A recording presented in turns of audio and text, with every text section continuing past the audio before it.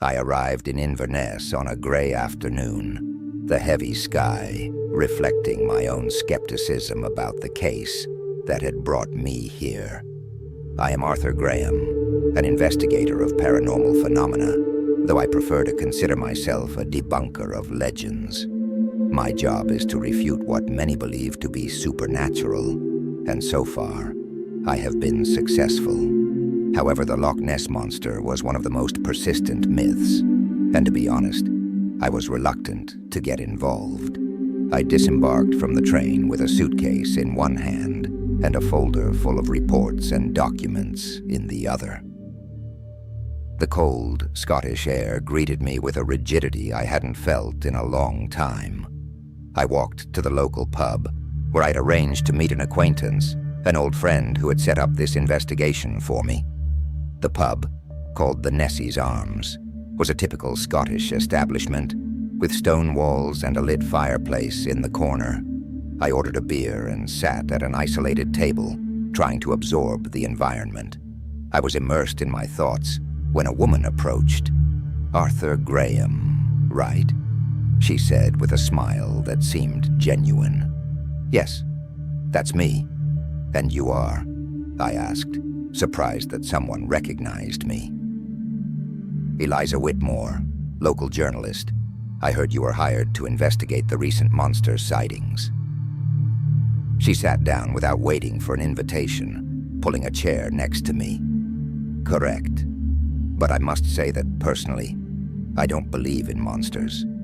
I'm here to prove they are just myths," I responded, trying to hide my discomfort with the situation. She laughed softly, leaning forward.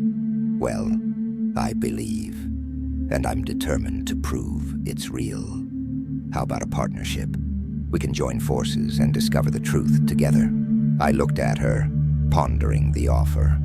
Maybe a local journalist could be useful. Besides, her passion for the subject was evident. "All right, but know that my goal is to debunk this myth, not feed it." I agreed. Hours later, we were at the lakeshore, at the site of the most recent sighting. The water of Loch Ness was dark and mysterious, as if hiding ancient secrets. Eliza pointed to some footprints in the mud. "Look at this, Arthur." "Big footprints, much larger than any common land animal," she commented enthusiastically. I crouched down to examine the marks, feeling the cold texture of the mud between my fingers. "Interesting, but it could be an elaborate hoax," I said, not committing myself. Later that night, we rented a small boat and set out to explore the lake. The dense fog made navigation difficult, but Eliza seemed confident. "Do you really think we're going to find something?" I asked as I rowed. "I feel we're close to something big, Arthur," she replied, staring intently at the water. Suddenly, an anomalous movement on the surface caught our attention. Something big was moving under the dark waters. My heart raced, not from fear but from scientific curiosity. "Did you see that?" Eliza asked, her eyes shining with excitement. "Yes, I did. But we need more evidence," I replied, trying to stay calm. When we returned to the shore, we were confronted by a group of local residents. They were burly men with severe expressions. "You two, stop this investigation. You don't know what you're dealing with," said one of them in a threatening tone. "We're just doing our job," I retorted, trying to maintain composure. "Consider this a warning. For everyone's sake, stop now," the man insisted, before walking away with his group. Eliza looked at me, her face full of determination. "This only makes me want to continue even more. And you, Arthur?" "I'm not one to back down from threats.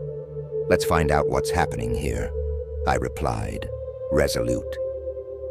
And so, our journey began. We were determined to uncover the mysteries of Loch Ness, no matter what we encountered along the way. Interruption for a moment to ask for your help.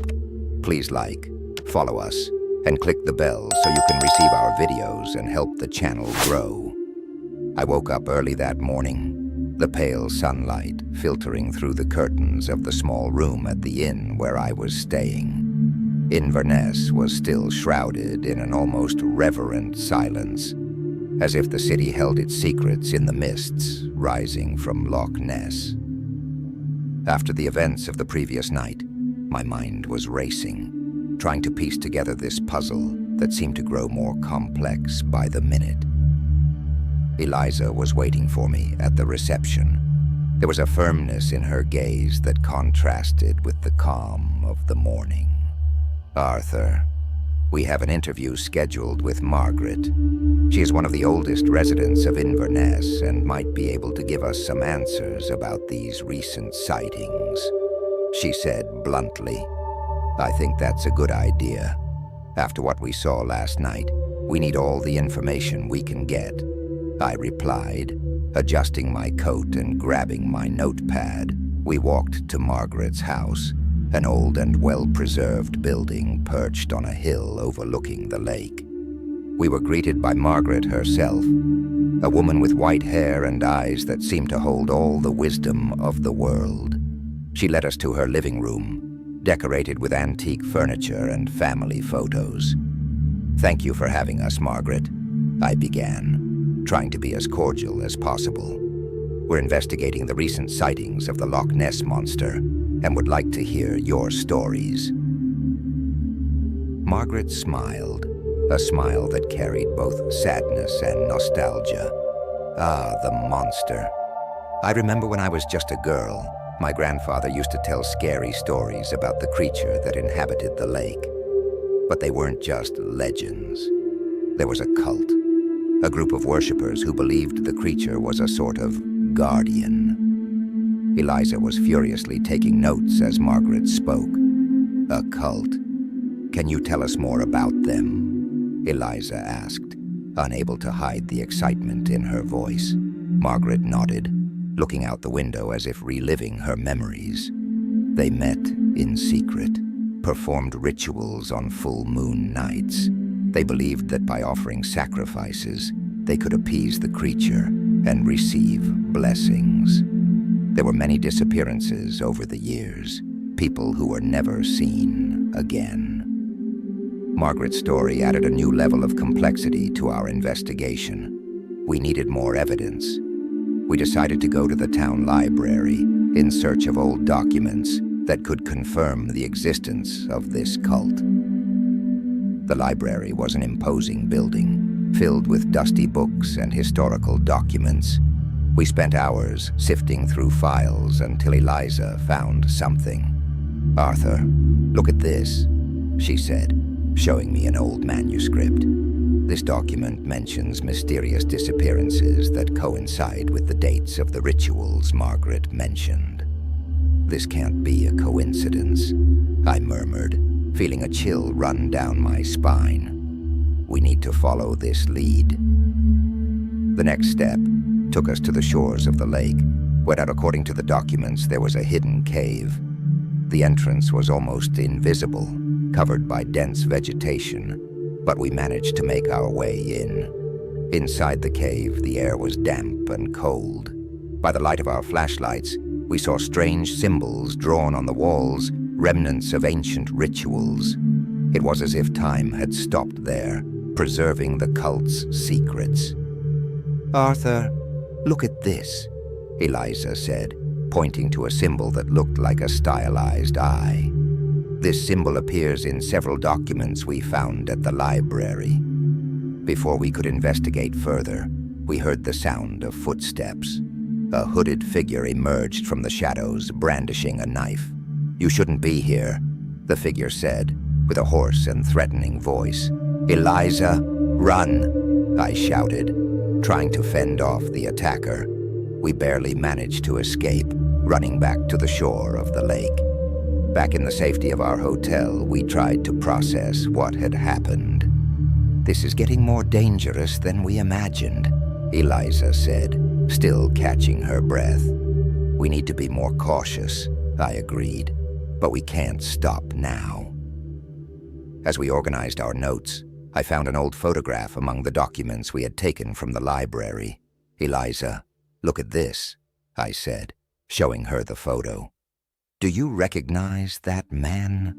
She looked closely, her eyes widening in surprise. "That's one of the men who confronted us last night," she confirmed, with a lump in her throat. The revelation was disturbing. Apparently, the cult members were still active and willing to do anything to protect their secrets. Our investigation was far from over, and the danger seemed to increase with each discovery. But one thing was certain. We were more determined than ever to unravel the mystery of the Loch Ness Monster and expose the truth that Inverness had hidden for so long. Staring intently at the faded photograph in my hands, I felt a chill run down my spine. The figure in it was unmistakably my grandfather, a man I had always respected, and who, as far as I knew, had never mentioned anything about cults or monsters. Arthur noticed my expression and placed a comforting hand on my shoulder. "Eliza, are you all right?" he asked, genuine concern in his voice. "Yes, I'm fine. Just surprised," I replied, trying to process the revelation. "We need to go to his house. Maybe there's something there that can help us understand this." Arthur nodded, and together we headed to my grandfather's old house, abandoned since his death a few years ago. The house was on the outskirts of town, surrounded by ancient trees that seemed to hold long-forgotten secrets. Upon entering, the smell of mold and aged wood enveloped us, bringing back memories of my childhood. We climbed the creaking stairs to the attic, where I knew my grandfather kept his most personal belongings. We rummaged through boxes of books, photographs, and documents until we found a worn leather journal. With trembling hands, I opened the first page and began to read aloud. Today, the lake was restless again. I saw something emerge from the depths, something that shouldn't be there. They say it's the Guardian, but I wonder if it's a curse. The words sent shivers down my spine. Arthur, beside me, listened attentively. It seems he believed the monster was more than just a legend. Arthur commented thoughtfully. Maybe he discovered something the cult wanted to hide. We continued reading the journal, finding mentions of nocturnal meetings, rituals, and most disturbingly, references to an ancient and powerful secret that the monster guarded. The more we read, the clearer the connection between my grandfather and the cult became. Suddenly, a noise from outside broke our concentration. We went to the window and saw a hooded figure watching us. Arthur pulled me away from the window. "We need to get out of here, now," he whispered urgently. We hurried down the stairs and out the back door, running towards the lake. When we reached the shore, the sun was already setting, painting the sky in shades of orange and red. We spotted the creature again, but this time something was different. It seemed to be controlled, its movements coordinated, almost mechanical. "Look," Arthur exclaimed, pointing to a group of people in the distance. They stood in a strange formation, hands raised towards the lake. "They're doing something. We need to follow them." I agreed, and we discreetly followed the group to a small boat that took them to an island in the middle of the lake. We waited for them to leave, and then borrowed a boat, rowing silently to the island. When we arrived, we hid among the trees and watched as they approached an ancient altar, covered in inscriptions I couldn't decipher. Arthur, however, seemed to recognize some of the symbols. "This is a sacrificial altar," he murmured, his eyes wide with disbelief. "We need to find out what they're planning before it's too late. Haven't you liked the video yet? Aren't following us? And haven't clicked the bell yet? Please take a moment to do it now and help the channel grow so we can make more videos." As we crept closer, I heard snippets of a conversation. The group leader, a tall man with an authoritative voice, spoke about an imminent sacrifice to appease the monster and secure the cult's power. "They're going to do something terrible," I whispered to Arthur. "We have to stop them." Before we could act, however, one of the cult members spotted us. The alarm was raised, and in an instant, we were surrounded.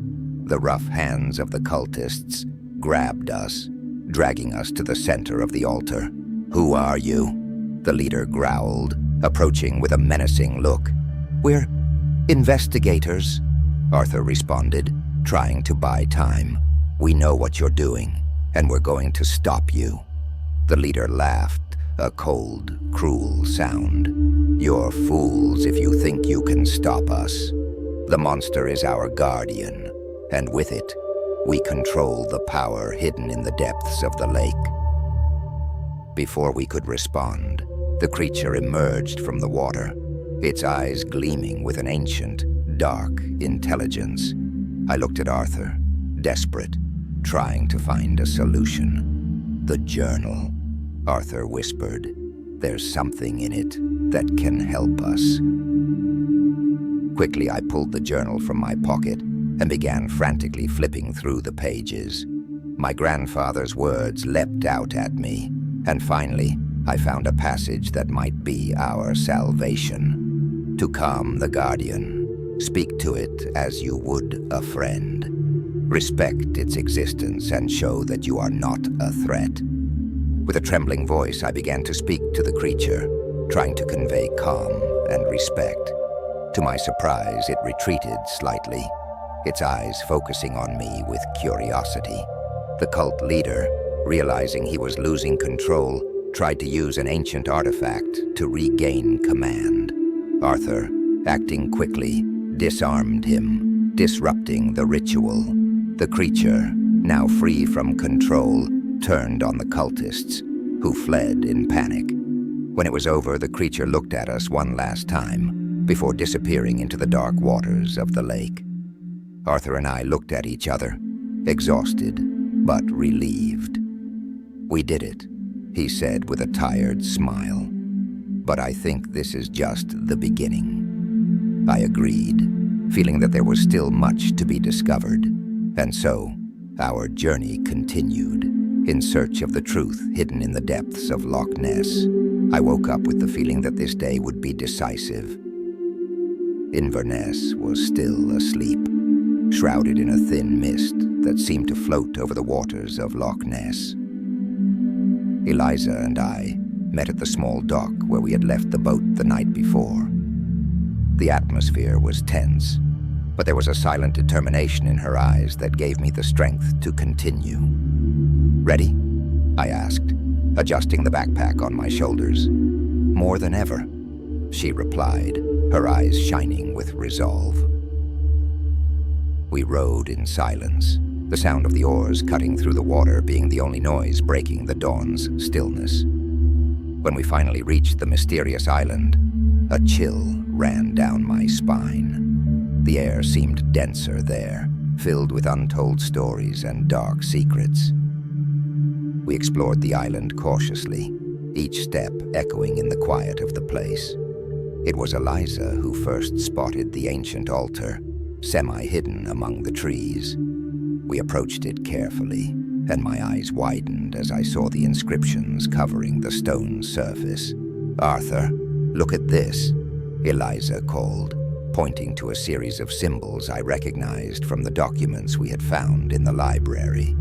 They were ancient inscriptions, mentioning an imminent sacrifice to appease the creature of the lake. "We need to find out what's happening here," I murmured, running my hand over the inscriptions, trying to grasp their hidden meaning. It was then that Eliza found a lever hidden at the base of the altar. "Let's see what this does," she suggested, and before I could protest, she pulled the lever. A sound of stone grinding against stone filled the air, and a secret passage opened before us. I looked at Eliza, who nodded, and together we descended the narrow staircase that was revealed. The underground chamber was plunged in darkness, but our flashlights illuminated a macabre scene. Ancient artifacts and human skeletons were scattered everywhere, like a museum of horrors. "My God," Eliza whispered, her hand trembling as she held the flashlight. This is a cemetery." We examined the chamber more closely, and my mind began to race. These skeletons, some of them are very old, and these artifacts, they look like ritual items. "Arthur, look at this," Eliza called again, this time pointing to a mural on the wall. The painting depicted a macabre ceremony, with hooded figures surrounding a large monster emerging from the lake. "I think the cult is planning a major event," I said, feeling a knot form in my stomach, "and we have to stop them before it's too late." As we tried to find a way out, we heard footsteps approaching. Before we could react, we were surrounded by hooded figures. We felt strong, relentless hands grab us, and we were dragged back to the surface, where a ritualistic ceremony was about to begin. We were tied to wooden stakes, and the cult leader, a stern-looking man with cold eyes, began chanting in a language I did not recognize. Panic began to set in as I realized we were about to witness the imminent sacrifice. Eliza struggled against the bonds, her expression pure determination. "Arthur, we have to do something," she shouted, her voice almost lost among the chants. Suddenly the lake began to bubble, and a colossal form emerged from the waters. The Loch Ness monster, in all its terrifying glory, rose like a giant shadow against the gray sky. The cult leader raised an ancient artifact, trying to control the creature. "It can't be," I murmured, watching in disbelief as the creature seemed to respond to the artifact's commands. Eliza, with tremendous effort, managed to free herself from the bonds. "Arthur, we have to stop this," she screamed, running toward the cult leader. I struggled against my own bonds as Eliza approached the leader, trying to disarm him. The tension was palpable, and I knew we were on the brink of something monumental.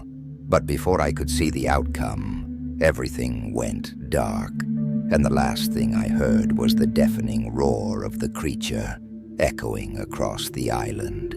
Darkness enveloped me, leaving me only with the hope that Eliza could stop the ritual before it was too late. "I can't believe you're not following us yet. Please like the video, follow us, and click the bell. Help us grow the channel." When the cold blade of the cult leader's dagger touched my neck, I felt a surge of adrenaline. My hands were tied, but I knew I couldn't just stand there. With a quick, unexpected move, I managed to twist my body and knock the leader down, causing the dagger to fall to the ground with a metallic clang.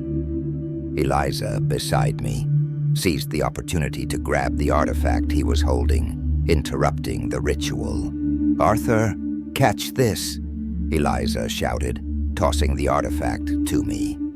I caught it in midair and, without thinking twice, threw it into the lake.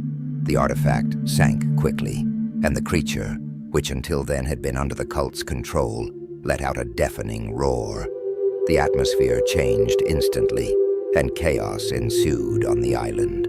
The cult members began to flee in panic, trying to escape the now indiscriminately attacking creature. "We need to get out of here," Eliza shouted, pulling me by the sleeve of my shirt. As we ran across the island, the ground shook with the creature's movements.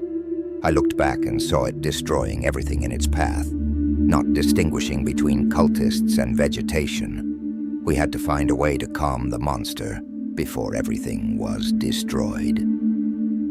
"I think my grandfather's diary might help us," Eliza said, panting. "He mentioned something about a way to communicate with the creature." We hastily opened the diary as we hid behind a rock. The yellowed, time-worn pages contained drawings and notes about the monster. Eliza found a passage where her grandfather described a chant that, according to him, had the power to calm the creature. "It's all here," she said, pointing to the words. "We need to recite this together." With trembling voices, we began to chant in an ancient language we barely understood. The creature, still furious, began to slow down. Its movements became less aggressive, and its eyes, which had previously shone with uncontrollable fury, now seemed calmer. "It's working," I exclaimed, surprised by the creature's immediate reaction. We continued reciting the chant until the creature finally stopped moving and stood still, watching us with curiosity. It was as if it understood that we were not a threat. Eliza stepped forward, holding the diary firmly.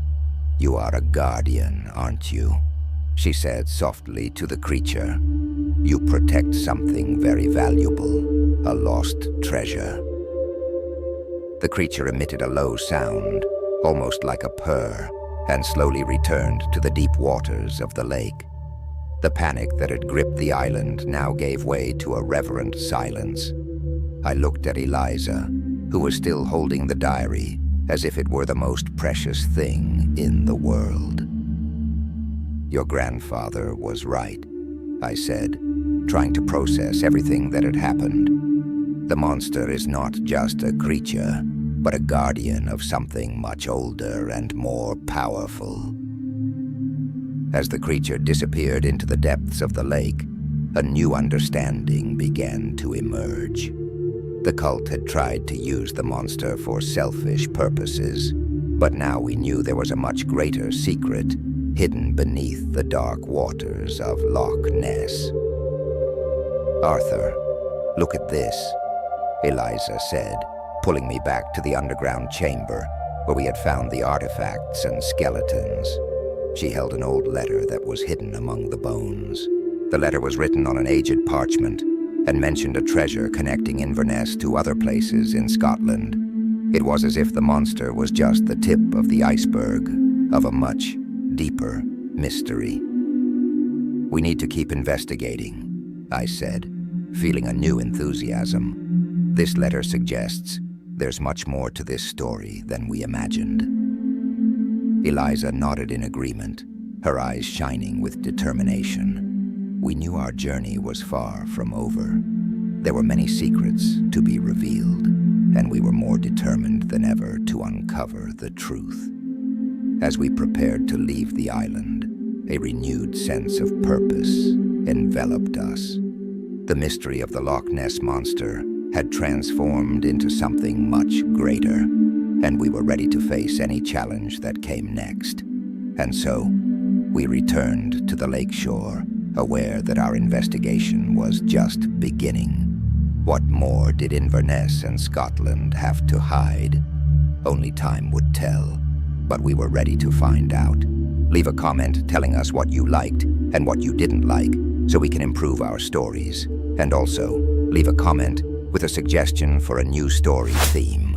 And please like the video, follow us, and click the bell. Thank you very much, and see you in the next video.